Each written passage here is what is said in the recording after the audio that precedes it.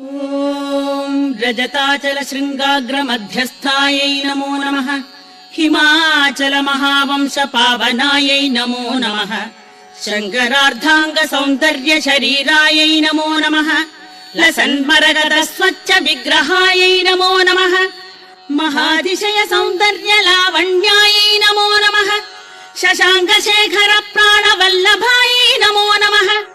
सदा पञ्चदशात्मैक्य स्वरूपायै नमो नमः। वज्रमाणिक्य कटक किरीटायै नमो नमः।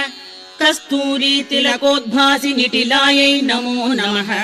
भस्मरेखाङ्गितल सन्मस्तकायै नमो नमः। लसत्कनकताटङ्क युगलायै नमो नमः। विगजाम्भोरुहदल लोचनायै नमो नमः।